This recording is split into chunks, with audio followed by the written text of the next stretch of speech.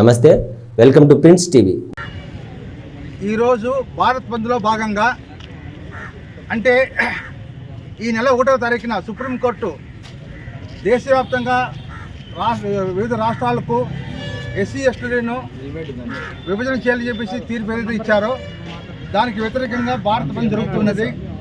So ఈ బంద్లో శాంతియుతంగా ప్రజలకు ఏమాత్రం ఇబ్బంది కలిగించకుండా మేము రాష్ట్ర వ్యాప్తంగా ఉమ్మడి జిల్లాలో ఉన్నటువంటి అనంతపురం జిల్లాలో ఉన్నటువంటి మాలలు అంతా కలిసి ఐక్యంగా బంద్ను పాటిస్తున్నాము.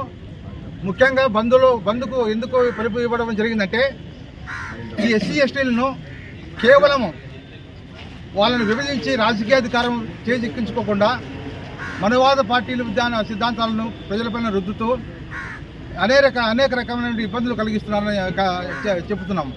అలాగే ఈ రాష్ట్ర ప్రభుత్వం అయితేనేమి కేంద్ర ప్రభుత్వం అయితేనేమి కేవలము ఒక ఓటు బ్యాంకుగా మాత్రమే దళితులను చూస్తున్నారు తప్ప వాళ్ళు ఏకంగా కలిసి ఉంటే ఈ రాష్ట్రంలో 75 నుంచి 20 లక్షల మంది ఉన్నటువంటి మాదిగలను డివైడ్ చేయడం వల్ల పరిపాలన సౌలభ్యం కోసం చేస్తున్నారు తప్ప వేరేది కాదని చెప్పి మేము సభాముఖంగా తెలియజేస్తున్నాము. అదేవిధంగా ఈ వర్గీకరణ కూడా ఒక చట్టబద్ధత కావాలి. వర్గీకరణ చేయాలంటే ముఖ్యంగా పార్లమెంట్లో బిల్లు పెట్టాలి.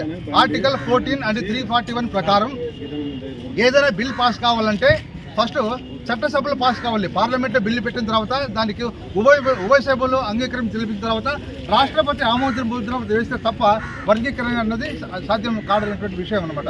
ఇవి అందరికీ ప్రభుత్వ పెద్దలందరికీ తెలుసు. కాకపోతే ప్రభుత్వ పరంగా వాళ్ళు చర్యలు తీసుకోలేరు కాబట్టి సుప్రీంకోర్టు అంటే బ్యాక్ డోర్ ద్వారా లేటరల్ ఎంట్రీ ద్వారా ఈ విధంగా ప్రభుత్వ పెద్దలు చేస్తున్నారు. ఇది ఏమాత్రము కరెక్ట్ కాదు.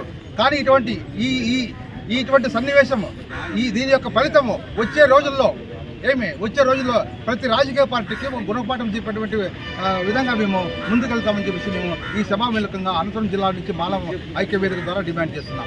జై భీమ్, జై భీమ్, జై భీమ్, జై భీమ్, జై భీమ్, జై భీమ్, జై భీమ్, జై భీమ్, జై భీమ్, జై భారత్, జై భారత్.